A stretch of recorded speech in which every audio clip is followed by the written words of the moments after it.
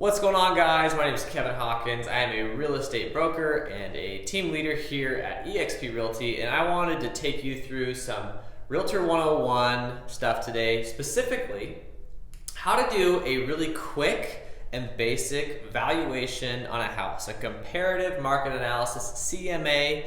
So this is really for you brand new realtors out there or people that are just looking to get licensed, trying to figure out, hey, I want to get moving forward, I'm valuing somebody's home, but I have no clue what I'm doing. So there's a lot of ways and a lot of things that can go into a valuation. And when we are typically providing values to people, I typically have these in two different categories. I have, hey, I need a real quick value, a real ballpark idea of value on my home. Can you give me one? And then I need a in-depth valuation, and we provide these in a report form, and we will provide adjustments, and we'll give detailed account of every change in evaluation. And so that's not what we're doing today. We are just doing a real quick ballpark value on a home. So this will get you started, and then you can jump into more dynamic ways to value homes as you get into the industry.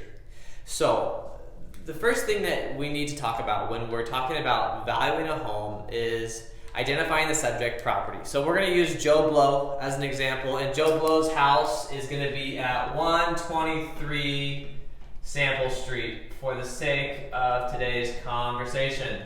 And when I do this, I just do this on a regular sheet of yellow notepad, and I'm just kind of penciling this stuff out. So 123 Sample Street, that's our subject property. That's how we're going to talk about this. The subject property is a 3-bedroom, 2-bathroom home. It's 1,325 square feet. And for now, that's all we need to know. Okay, so the most important thing when starting a valuation is getting a good idea of your subject property's location, condition, and quality. So I'm going to visit the home. Typically, in a perfect world, I can go inside the home, I can walk around the outside of the home, I can talk to the property owner about problems, maybe some of the benefits. I'm going to get a really good picture of the home. Sometimes all you get is a drive-by. Back in the old days, we would have to do drive-by BPOs, or a broker price opinion, and we would basically make some assumptions. In this case, we're going to go ahead and assume that this home that we're looking at today is in good condition, and it's for our comps, they're dated, so we're going to keep that similar. This is going to be a home that is not brand new, and for the sake of the conversation, it's not super important. Now, we'll get more into that. So we have an idea of the property. 123 Sample Street, 3-bed, 2-bath, 1,325 square feet. So what I'm going to do is immediately go into my MLS, and I'm going to look for recently sold comps. Comps being short for comparable properties. The comparable properties that I'm looking for are going to be 3-bedroom, 2-bathroom homes. They're going to be between 1,000 and 1,500 square feet. And they're not going to be brand new homes. Hopefully they're going to be a similar age.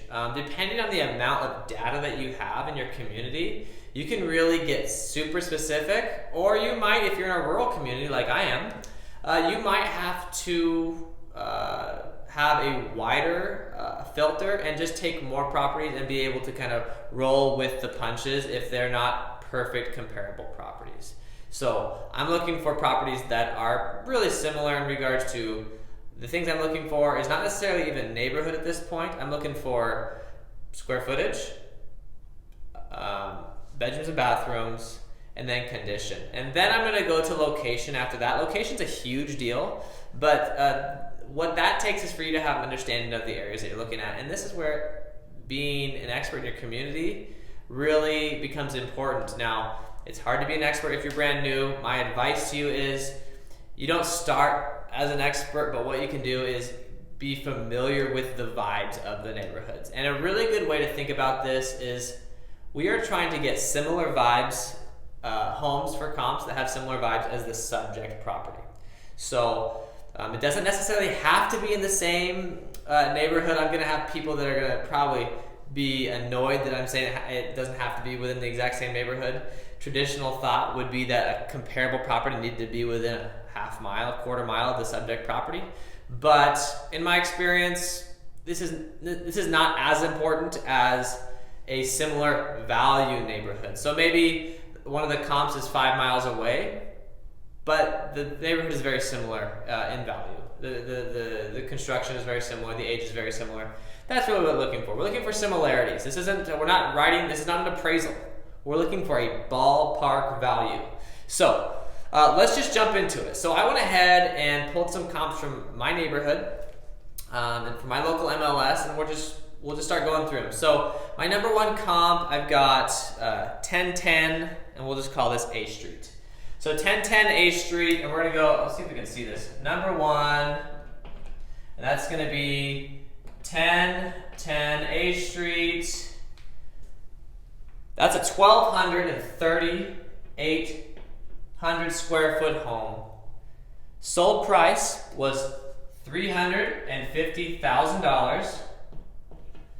And when we divide $350,000 by $1,238, we will come up with $282.71. $282.71. That's a very important number. That is the price per square foot of this property right now. Sold price per square foot, $282.71. That's comparable number one. That is data that you don't even have to figure out. It is on the MLS. It's going to say what the list price, what the sold price, square footage, and then look for that price per square foot sold. That's what you're looking for right there, that $282.71. So that's going to set us up with comp number one. I am looking for another property that's similar.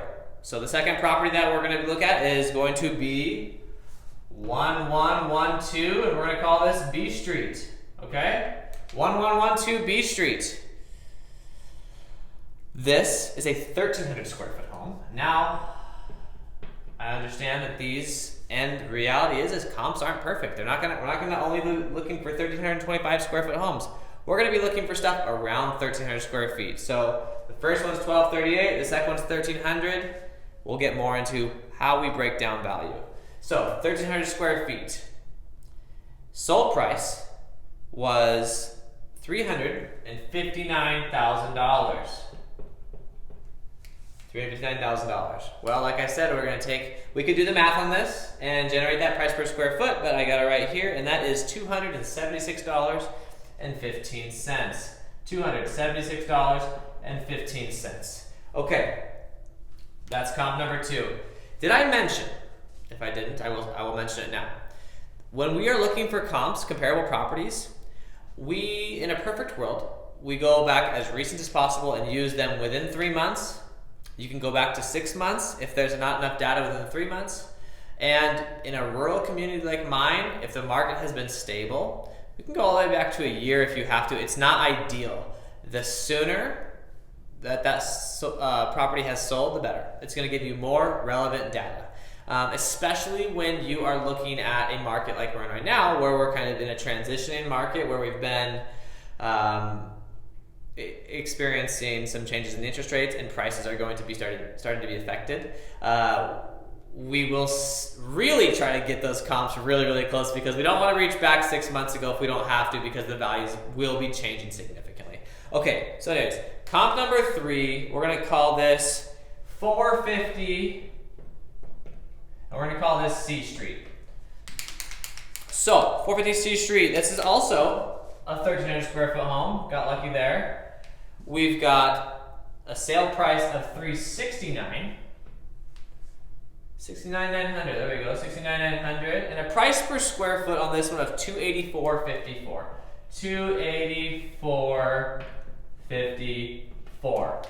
Well, the good news is all of our comps are very similar.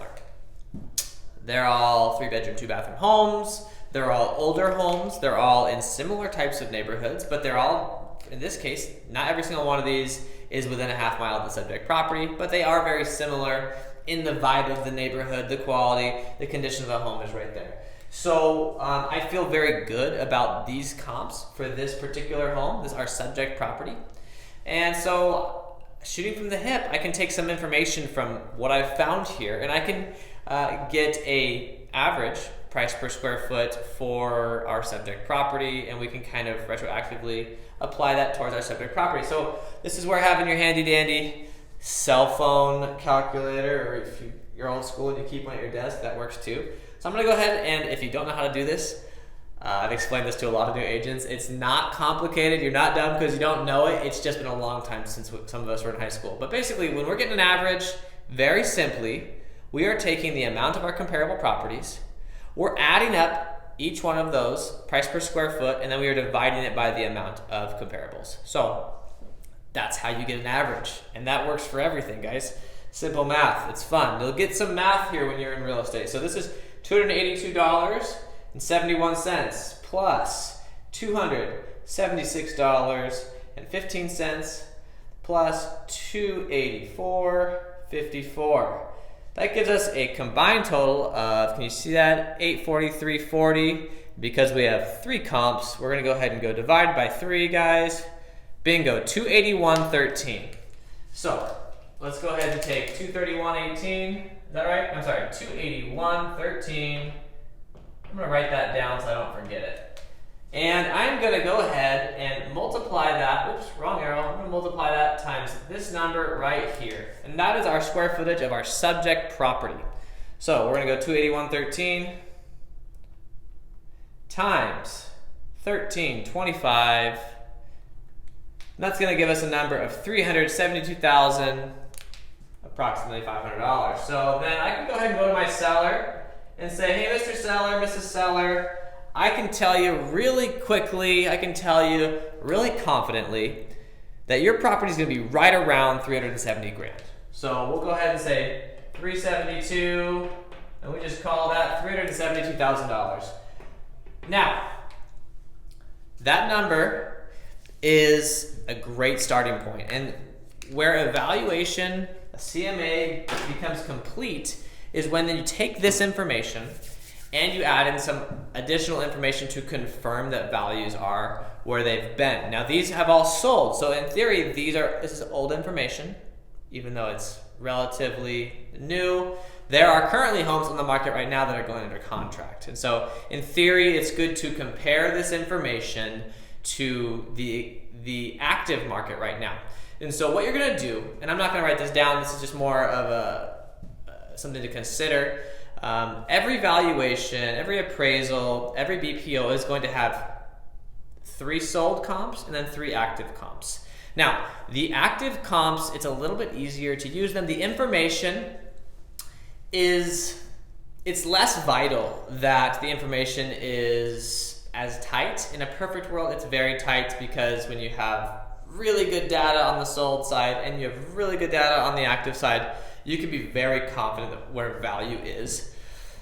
So going back into the MLS, we're going to do our MLS search, and we're going to look for homes that are actively listed, pending, and under contract. And I'm going to do the exact same criteria. I'm going to look for a 3-bedroom, 2-bathroom home between 1,000 and 1,500 square feet. I'm going to try and keep that right around 1,300 square feet if I can. I'm looking for similar condition, location, quality of construction.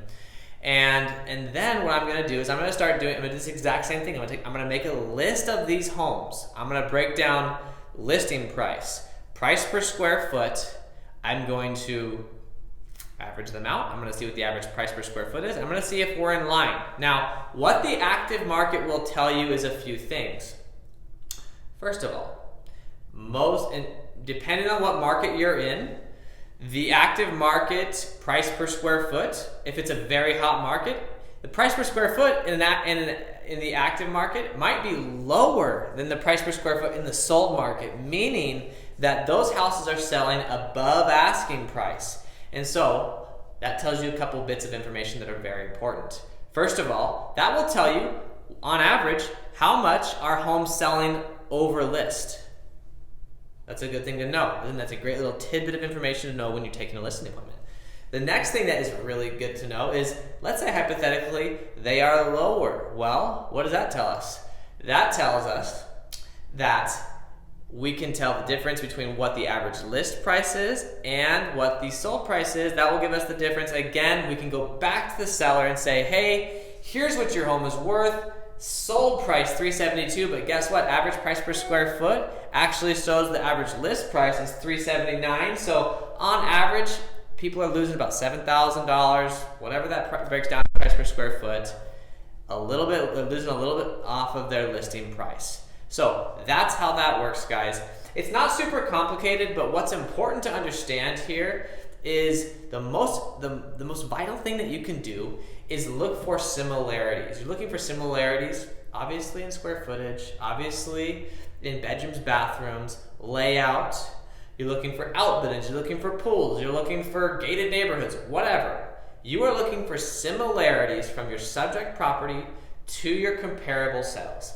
And that's where you win. Now, you can have the math right, but if you don't have a good feel on the neighborhoods, the condition, the quality, you don't know what you're looking for, then none of this makes any sense. It won't work. So you need to really focus on finding comparable sales that are similar to your subject property.